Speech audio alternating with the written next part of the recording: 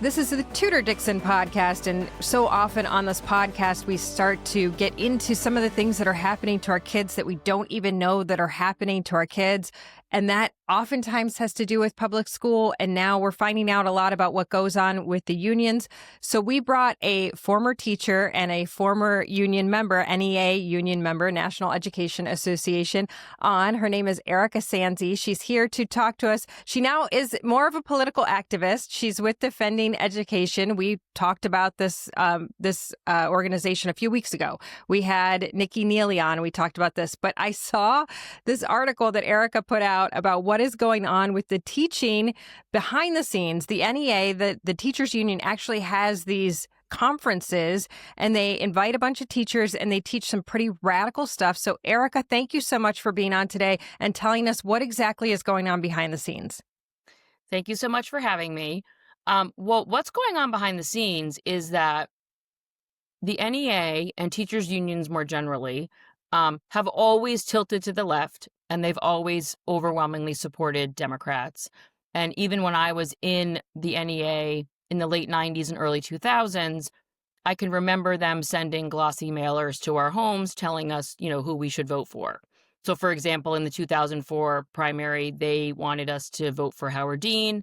But I never remember... I just want to stop you because I think it's so funny. We talked about this before we got on, and I was like, that's shocking. And you said, that's not even bad. And it's shocking to me because I think if you haven't been in a public union like this, well, I've worked in many different jobs. I've worked at big PR firms. I've worked in a foundry. I've worked at a steel mill. Never in my career did anybody say to me, this is who we suggest you vote for. But to you, it was so normal. Oh, you mean they didn't spend your membership dues that you were forced to pay to send you overpriced glossy mailers telling you who to vote for?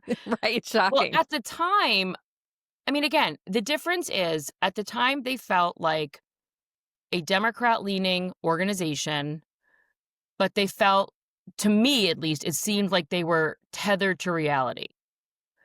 They have morphed over the past couple decades into what I publicly have called an insane asylum.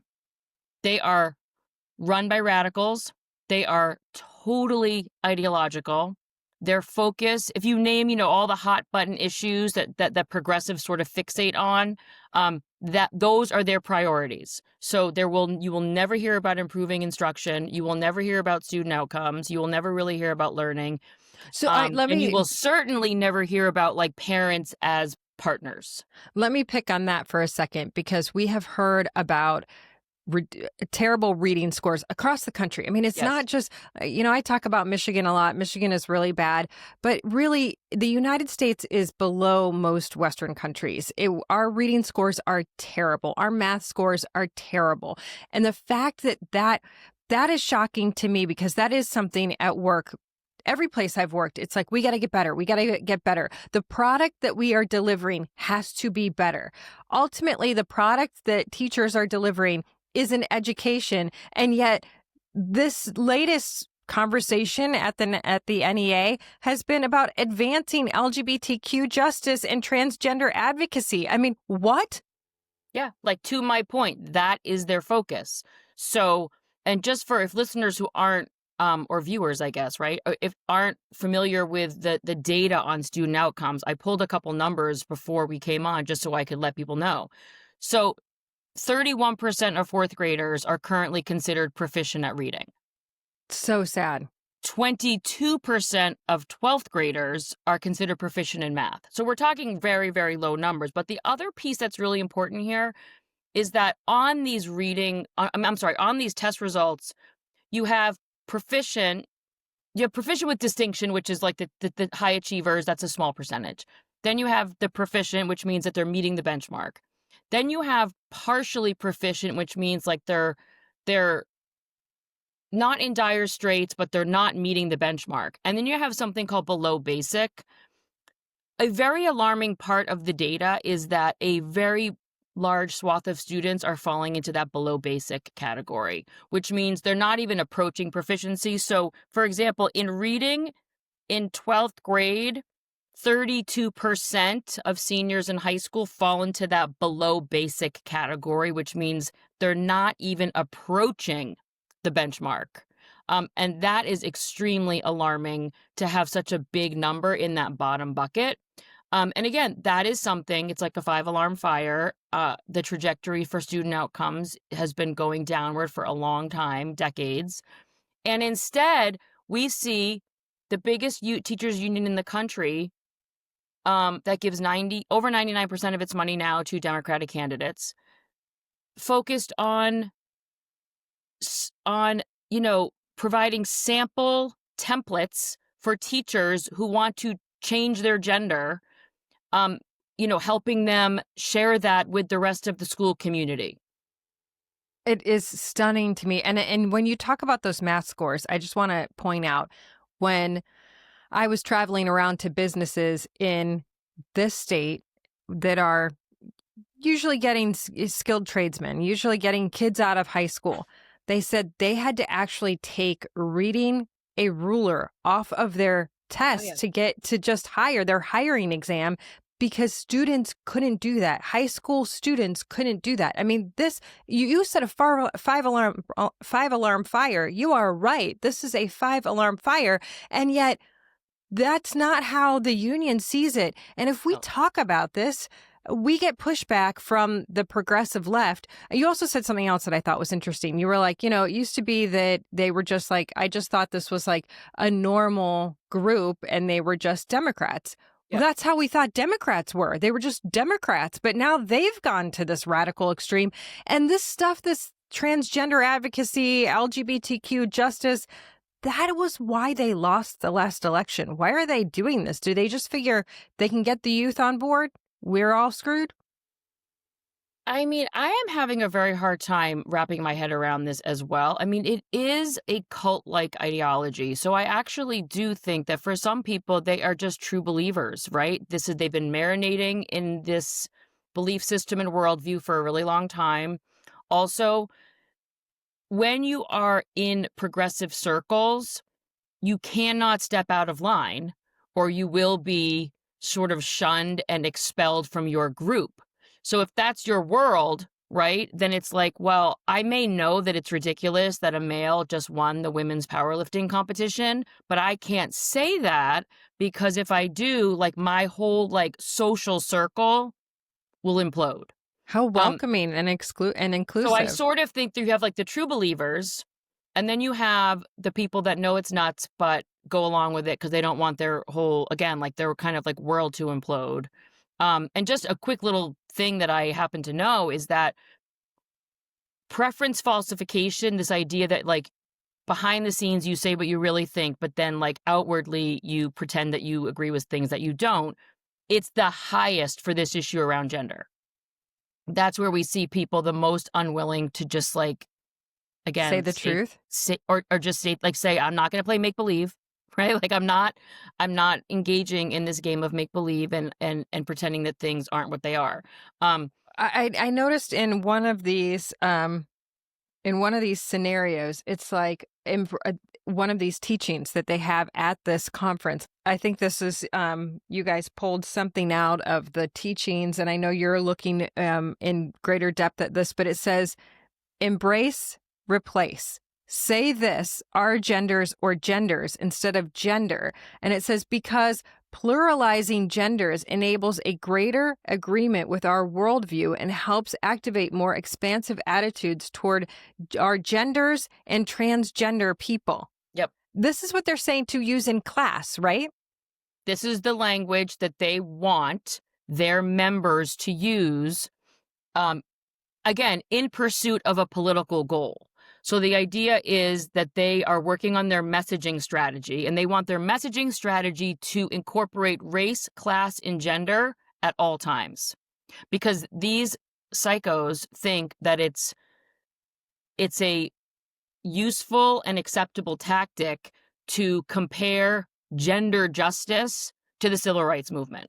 And so they want to link race and class to this gender thing, thinking that it'll be harder to go against them if they make it seem, more like a civil rights argument. But the other thing that's kind of crazy in here they use the word villains in their training to describe anybody who opposes, this ideology or this messaging. They specifically name Republicans as the villains, although they seem to include all people in opposition. And they also say that their opposition can only be explained by racism and transphobia and racist dog whistles. Oh, I'm sorry. And that they're fascists. These are words, like every word I just used is in the documents. That's another. So there's another. I've been told recently, if you don't have racism, then on the left, you don't have much. So you've got to keep racism alive. So you have to create racism. And I think that a lot of people from the Gen X generation have been like, what is happening? This is not how we grew up. This is not, people didn't talk this way. There was not a focus on racism. And I come from the suburbs of Chicago. We had a very diverse high school. And even my high school friends, I've noticed, have commented on Facebook, like, my high school friends of color, they've said, this wasn't how it was when we were in high school. We did not feel racism. We didn't feel like this. But now it's like one of these, this is a quote from the material. We see this in high schools. We see this in how high schools tell Black kids how to keep their hair or send girls home from school for the clothes that they're wearing. Like, we keep talking about how we have to have these laws. You've got Michelle Obama out there telling people that white people are telling Black people how to wear their hair. Now they're saying that if you send girls home from school for breaking dress code. I mean, I got to tell you, we've had kids sent home from our school for wearing things that are inappropriate to school. There are rules on whether or not you can wear short skirts and and crop tops. So one of the issues is some of us believe that the way that we sort of respect people is that we hold them all to the same standard. Other people think that if you don't make special concessions or you don't change the rules for certain people because of some marginalized status that you believe that they hold, then you're not engaging in equity is what they would call it. So you're right. Like I worked in very affluent school districts. I worked in high poverty schools. I worked in public, charter, and parochial, right? I have seen many students written up for dress code, and I have seen many students either sent home or mom or dad had to bring something in. And that has always been sort of, not to use a very, controversial word, but that was a colorblind thing. That absolutely. It was inappropriate. Now, if somebody wanted to make the argument, well, the style, this style is more common with this group and therefore they are getting written up for dress code more. I mean, people can have that conversation, but that doesn't change the fact that you have the rule in place. And I can remember when there was a time, there may have been a time too, I'm not positive about this, but there have been, I think, some rules regarding hair that might have been a bit discriminatory. But again, that's a very small problem that can be fixed versus, we're not going to talk about reading, math, literacy, civics. We're going to obsess over this tiny little thing that might be an issue in some school because they didn't allow kids to have dreads. But see, that's the thing. It's not about that. The title of this is actually Architecture of a Race, Class, Gender Narrative. So this is this is how we create the architecture. This is how we build the narrative that there is a race, class, gender issue here. Yep. And I can tell you, I can remember when I was in high school and junior high, and we would have to watch Degrassi Junior High in school. And I can remember an exact episode where the girl would leave and she would change her clothes in the car on the way to school. And then she got in trouble at school. And it was like the lesson there was don't do that. So this is not, there's nothing new. Students aren't doing anything new. We're always trying. New. Like all the girls that get out of the car with their car, well, they used to, maybe not so much anymore, with their skirts like the right length. And then they get out of the car and they get out of sight and they roll them until they're basically as long as their underwear. Yes. So it's just have a child that does this. This happens a lot because you can usually find one example of a bad thing that happened. So what they do is they find one example And then they make it as if that this is a common thing happening everywhere. And then they decide we need to focus on this, talk about this, make this the narrative. Why? Because it's a new shiny object that shifts the focus from what matters, which is that students are not learning well enough. It means it's, shifted from the fact that schools are hiding information from parents about their own children. It's like they know that if they shift to this new stupid thing, then the focus, and because it is true, like there's the people, the media, for example, in many cases will immediately go to that dumb small thing and make it a giant issue, and not talk about the fact that the vast majority of school districts in the United States have written policies to withhold information from parents about their own child's new gender and new gender accommodations at school. Yeah, I think that this is like when you talk about them saying we're not going to dress code kids, this is a slippery slope into you are right, you can do anything, there are no rules, and don't let anybody hold you back. Be your true self, if that is wearing a tiny skirt or changing your gender, because then it does go into and exploit the lack of familiarity with transgender people. And then in quotes, it says, and how certain politicians exploit lack of familiarity with transgender people, excluding trans kids from healthcare, school, or sports. So now you really are, this is to the teachers, this is what they're learning. Now you really are injecting full indoctrination politics into not only the teacher, but the teacher is meant to then bring that to the school and tell the students this politician is bad, a specific politician is bad, because they are stopping your friends from getting health care, which we know other countries have banned what they're calling health care because it is so mutilating to these children, and then excluding them from sports. This is to protect women. Now, it's, again, notice how benign the language sounds. They're not talking about,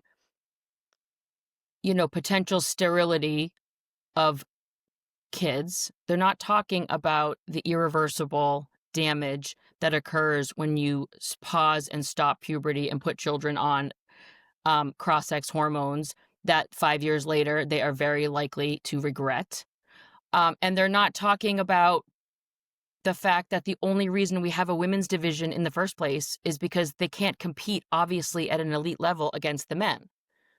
I mean, I had a school board member in my own town say to me, and by the way, the worst people on this issue of sports are the ones who never played any sports and don't like sports and don't watch sports and don't have kids who play sports, because they literally don't think there's a difference. They really don't. They just so the school board, the elected school board, might have been the chair actually, said to me on the phone, I don't understand why we can't just have tryouts for the swim team and everybody just goes together, all the boys and the girls together, and then just the best kids make the team.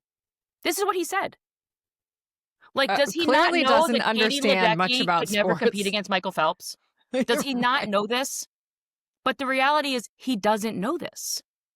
So my new proposed, if I ever want to write a book for fun, one of my proposed rules is going to be you can't be on a school board if you haven't played sports. I'm joking. I'm joking, but you can't have a school board full of people that where nobody did. That's the problem. It's at the point where there is no voice of reason, no experience, no life experience brought to this. And so often, we had a person on one of the local school boards here, not a parent, had no kids, not involved with the school at all. A young guy who I think ended up getting caught embezzling or something, but a young 20-something-year-old guy who for some reason joined the school board and was saying all these radical things. But this is kind of teaching this. They have a campaign lab. They're teaching teachers to be activists. And to me, right now in our state, this is something that I think people don't realize is these are the types of groups that get these radical ballot initiatives into law. So they have this campaign lab. So all of a sudden, in a swing state, you have all these teachers that are just ready to go out and knock doors and campaign for you. Well, they have something on the ballot, or they're trying to put something on the ballot that would say that candidates can't get money from any corporations, but unions are exempt from this. So think about all the money that would go into Democrat candidates, and you have an entire system that is ready to go out and do the ground game, be the grassroots, built into a system that is paid for by tax dollars. That's the real kicker. Well, and also, like, most people in the country are independents, but it's fair to say that we're about 50, we're a split country. Well, the teachers union, the largest teachers union for public school teachers in the country, is essentially saying that half the country, that the parents of the students that their members serve are villains, transphobes, fascists, and engaging in racist dog whistles. So what is, that to me is almost a bigger problem. They are vilifying at least half of the country.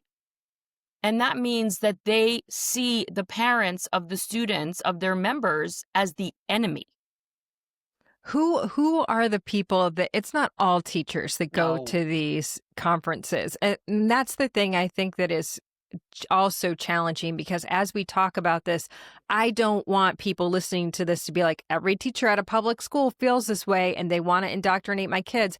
There is a small group that is this far left political activism group that is in our schools. Now, that's not to take away their power. They are powerful. I mean, the NEA and the AFT together contributed more than $43 million between 22 and 24 to left-wing political advocacy. So they are trying to do this. It's not everybody, though. Who is going to these?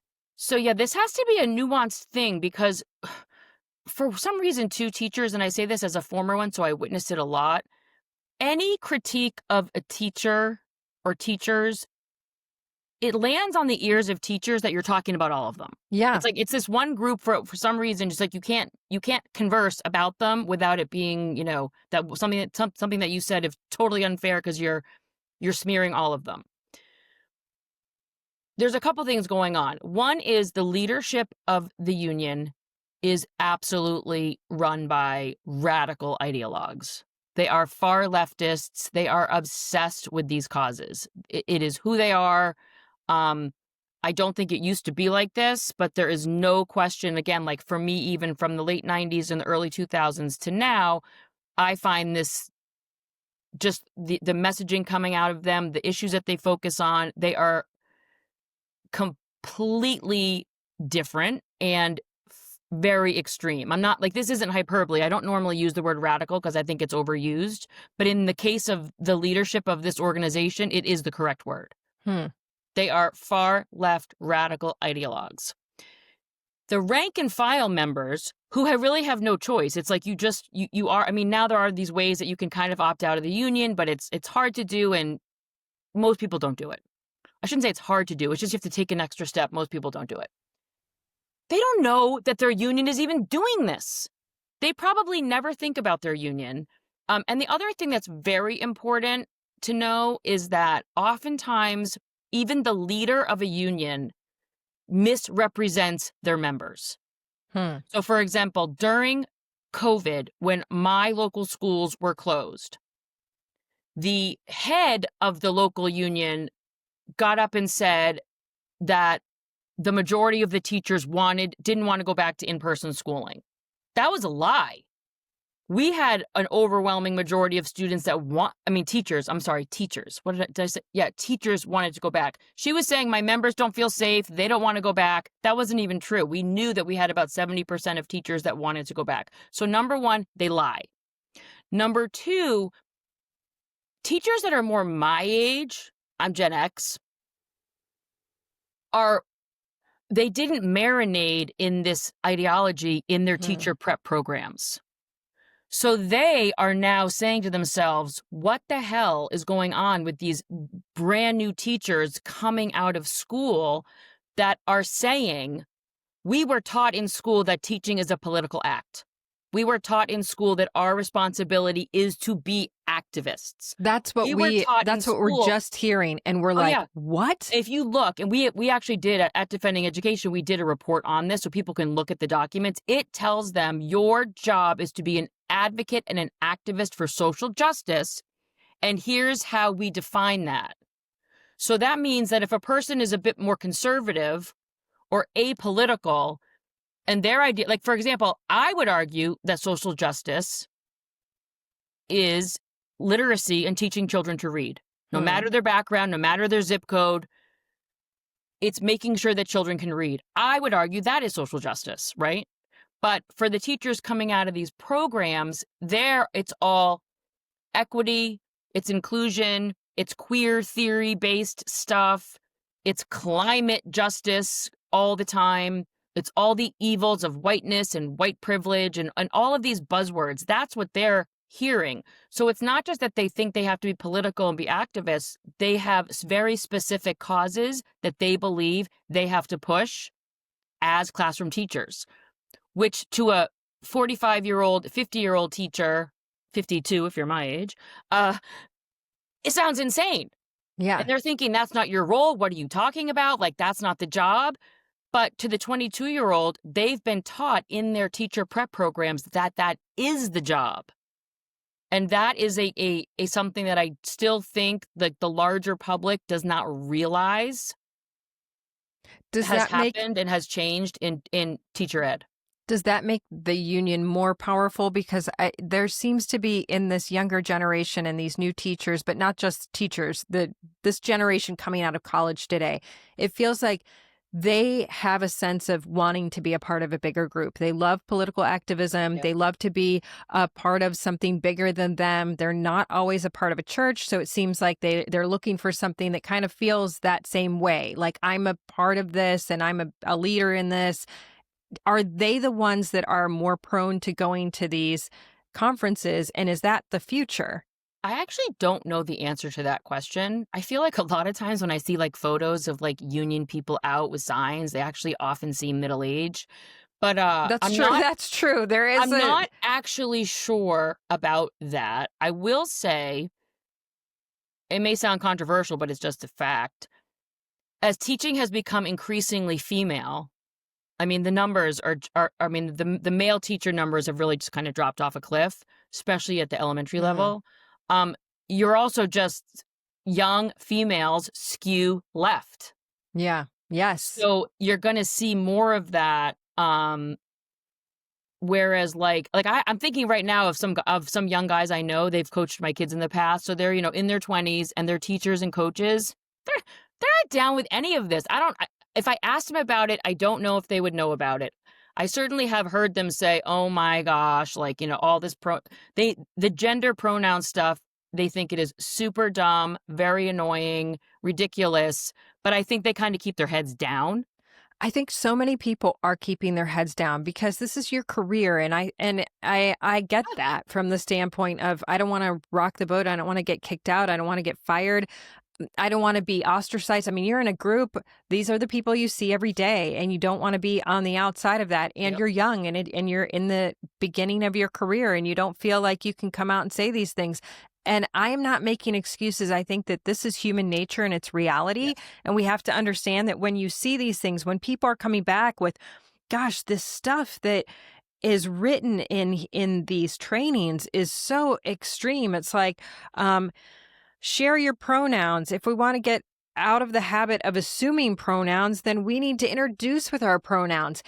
This is, I thought it's funny to me because I thought after the last election, the Democrats were like, oh, maybe this stuff isn't the way. And we're hearing on the news, affordability, let's talk about that.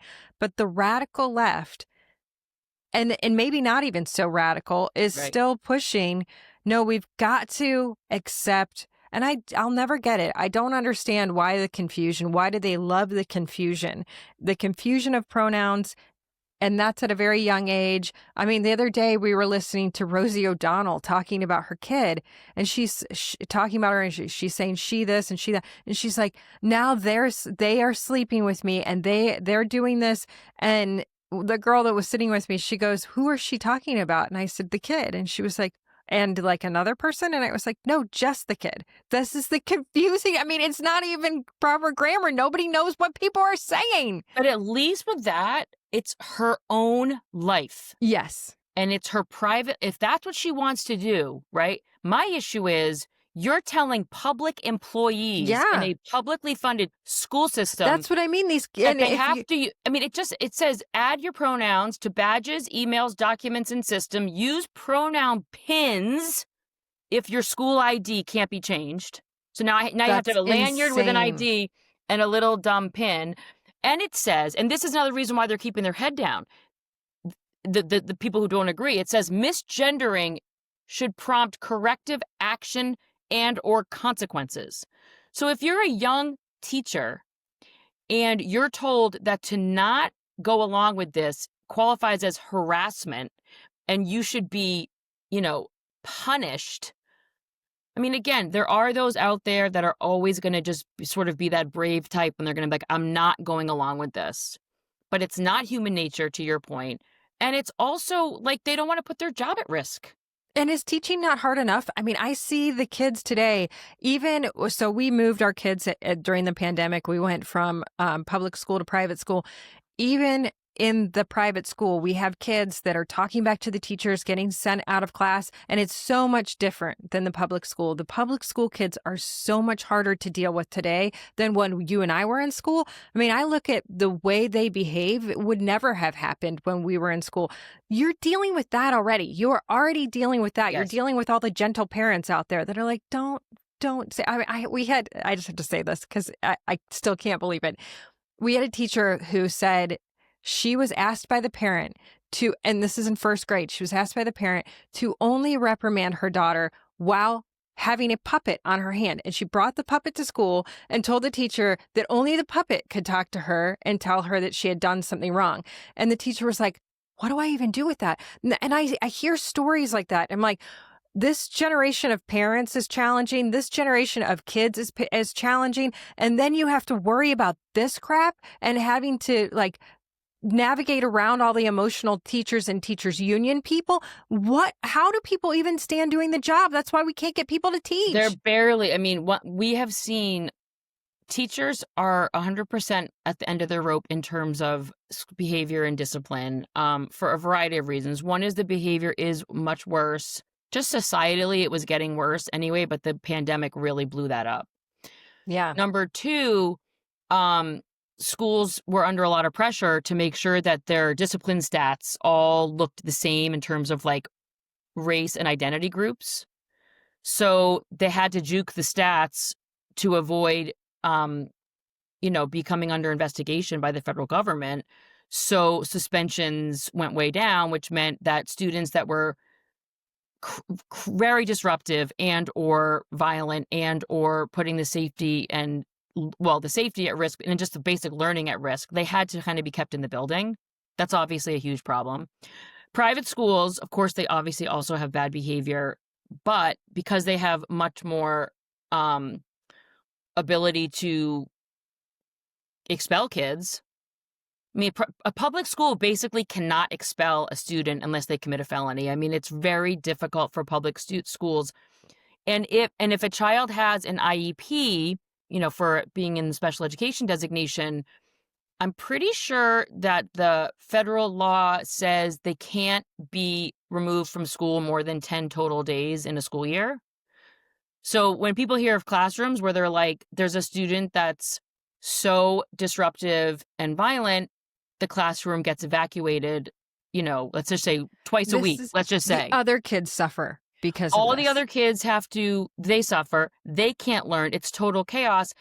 And then people say, oh my gosh, why don't you kick them out, expel them, suspend them? Well, these administrators have their hands tied because of federal regulations and federal laws. And so it's not, again, all of this is so complicated. It's not like an easy, just do X, just do Y. Because on the one hand, you want to meet the needs of the child that's having some sort of serious behavioral disturbance. Right. But you at cannot the same time, you cannot can't put hurt inclusion. The you cannot say inclusion. The priority is inclusion to the extent that we're going to make sure that that student gets to be in a mainstream classroom where everything goes off the rails all the time for everybody. Because if you think about it, in addition to all the kids whose learning is disrupted, that child with the severe issue going on, their needs aren't being met either. So you're really not serving anybody well. Because I am such a fan of our public schools. I'm a public school student, and I think they're so critical to our communities. But to hear this, and we took our kids out, and our kids have thrived at the school that they're at, and it just is so hard because I want to be like, it's your kids, it's your greatest investment, it's your legacy. Do everything you can to get them the best possible education. And it stinks that that's not happening at public school, and that this kind of stuff. I mean, I look at this, and this advancing LGBTQ plus justice and transgender advocacy, those are words that don't even go together. I don't even know what that means. I'm like, what on earth is this? It shocks me. I know that you guys are going to, I know you're going to do more research on this, and you're going to have more. And I would love to have you back. I've enjoyed this conversation, not because this is an enjoyable topic, but because you understand it at a level that most people don't, and are able to explain it at a level that most people can't do without getting angry or putting their own opinion in it. But you're just the straight facts is so wonderful to hear. So I appreciate you for doing this. Thanks so much for having me. And it's complicated, right? Like, you just can't, like, people just want things to be black and white, and they never are. But especially when you're talking about K-12 education, they're just not. And also, it's in all of our best interests to have thriving, strong public schools in our communities, right? We want parents to have options. We want parents to have options regardless of their income and their zip code.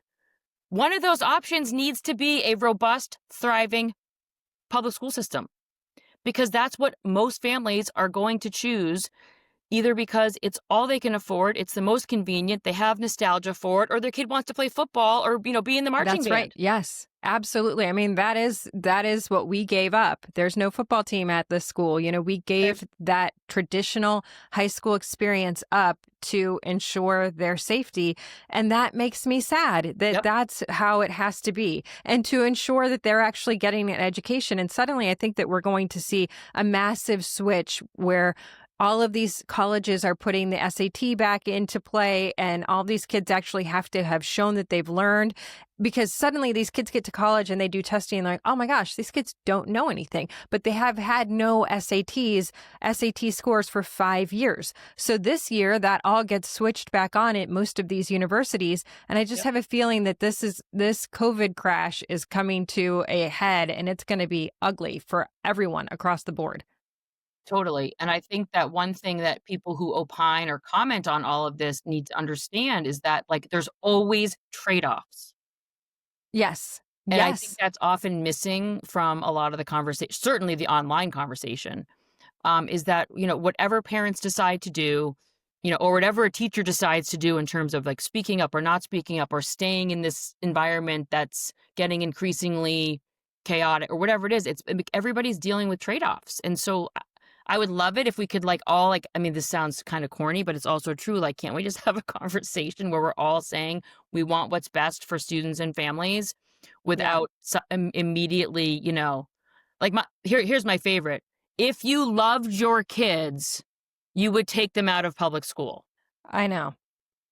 What? I know. I know. Actually, no, that's my second favorite. My most favorite is, if you loved your kids, you'd homeschool them. And I'm always like, guys, I know I love my kids, and I also know I would never do that. No, my kids, we wouldn't survive. Like, I'm not a teacher. That would not be me loving my kids. And I know that, and I'm healthy enough to say I know that. But I do think that this is putting a massive amount of pressure on young parents. Like, what am I going to do? And that has been a message that has, these big conferences have people, and they're like, this is the ideal situation. There's no ideal situation. Nope. And when you put people in that box, then that's when you start to have people experiencing depression and anxiety. Like, I'm not providing the ideal situation. I legitimately know on a daily basis, I'm like, oh my gosh, I just want to get through this day. That's parenting every day. There's no ideal situation. But that's why when we see things like this, I think that we need to call it out, because it's not just a problem for parents. It's a problem for the teachers who are in the classroom, and they have parents that are going, oh, you're teaching this, and they don't want to be. That's not what they're doing, Or they're not right. teaching That's what this, I mean. They're and they not. don't even know that their Yes. union is putting out this insane, these insane training materials, and they kind of want to be like, listen, I am a member because I kind of have no choice, but like, I'm not down Yes. with this. I know. It is such a challenge, and I so appreciate having you on, and I definitely want to have you back and talk about what else you find out and how we can support everybody. I think that you make such a great point, because we are on this train of like, step away, crush it all, and that's not the answer. It doesn't. You would have so many kids and so many families that would have no solution. So we need to figure out how to make it all work, and I love that you're out there doing that. Erika Sanzi, thank you so much for being on the podcast. Thanks so much for having me. Absolutely. And thank you all for listening to this episode. And for this episode and others, as always, you can go to the iHeartRadio app, Apple Podcasts, or wherever you get your podcasts. You can also watch it on Rumble or YouTube at Tudor Dixon, and join us next time. Have a blessed day.